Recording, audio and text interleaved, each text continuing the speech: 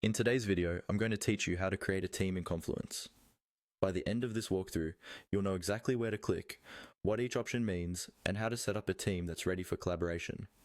First, make sure you're logged into your Confluence or Atlassian account with the right permissions. You'll need admin or site admin access to follow these steps.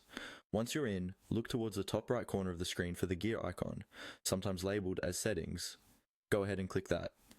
This gear icon is your main entry point into the administration area, where you can manage users, teams, and other site-wide settings. After clicking the gear icon, you'll be taken to the admin center. From here, look for the option called User Management and select it.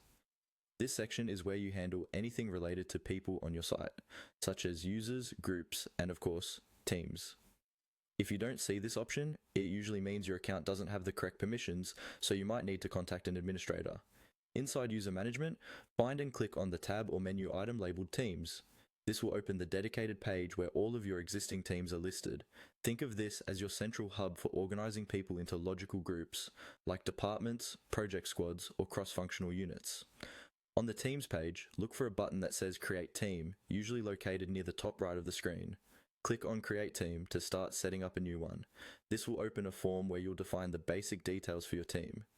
Now, you'll be asked to fill in the team details. Start with a clear, descriptive team name, something that makes sense to everyone in your organization, such as Marketing, Mobile App Squad, or Customer Support Europe. If there's a description field, use it to quickly explain what the team does, its purpose, or what projects it's responsible for. Some setups may also let you add members at this stage by searching for their names or email addresses. It's a good idea to at least add the team lead or